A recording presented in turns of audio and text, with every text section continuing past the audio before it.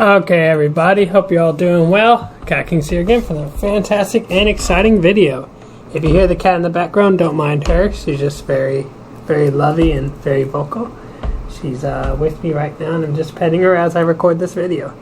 So, I'm going to go ahead and get into this, and I'm going to tell you how to do a, I guess you quote-unquote, a professional clean photo slideshow tutorial in Wondershare or Filmora. So, let's go ahead and jump into this.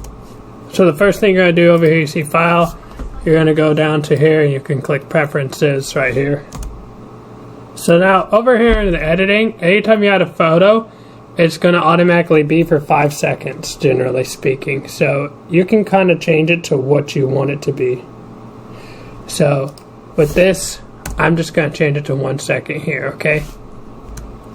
For the photo placement, you have different options.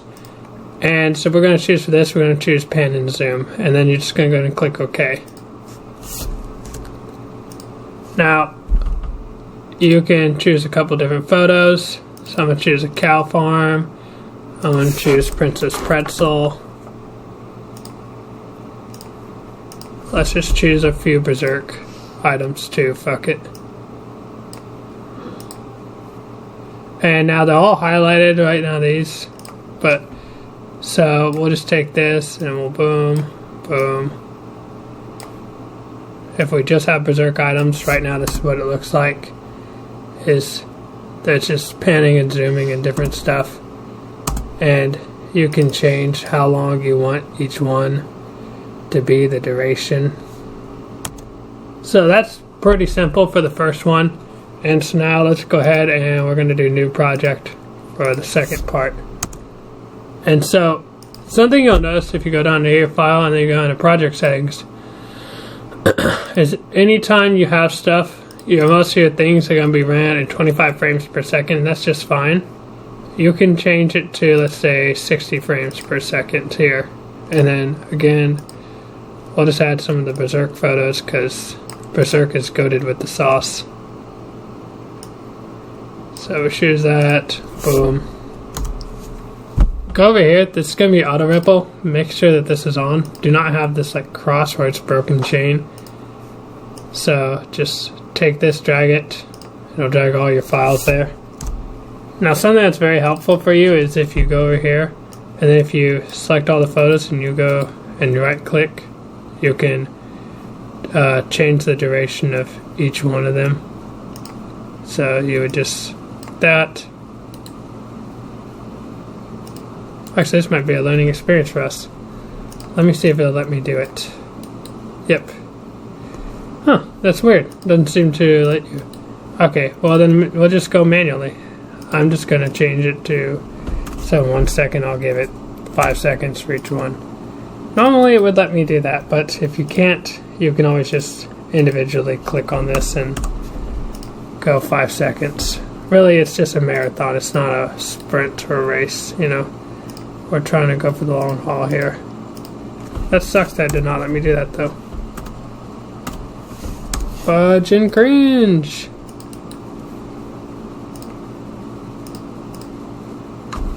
Alright. There we are right now. So next what we're going to do is we're going to go over to effects and we're going to search up, this is called square blur. It's a pretty good effect actually, and you'll see why. So you'll drag it right above here. Then over here you're going to take it and you're going to place it right there. So next thing we're going to do is we're going to go over here. We're going to drag like that, right click, copy, and then we're going to click over here. And so that way we don't mess it up. We're going to click and then paste. Then notice how we can drag these all together. That's pretty cool. We're going to place this on that layer right up there.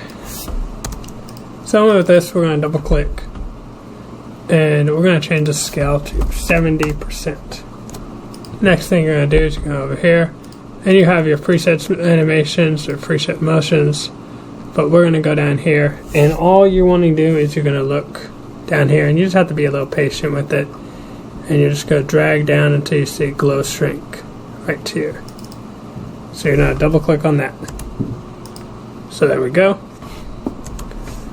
Next thing you're going to do is you can either go down to utilities or you can search it up. You can just search up border right here. Oh shit. Sorry. Didn't mean to swear. So there you go. Sorry, I don't know how I ended up doing that. Silly me. I'll just drag that out like that. Just like that.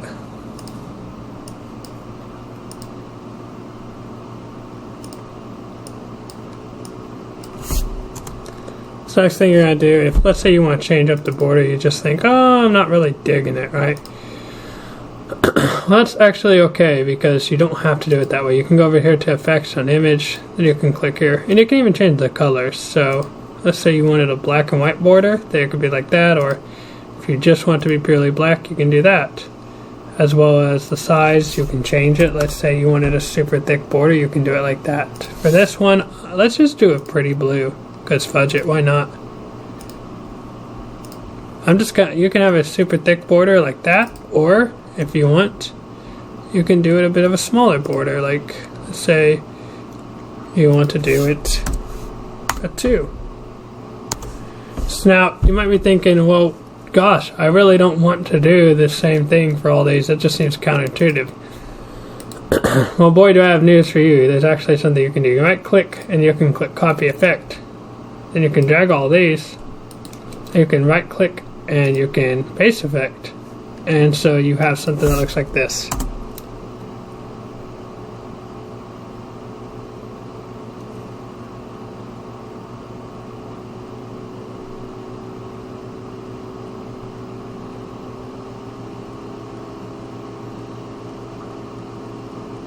Hope this is helpful, guys.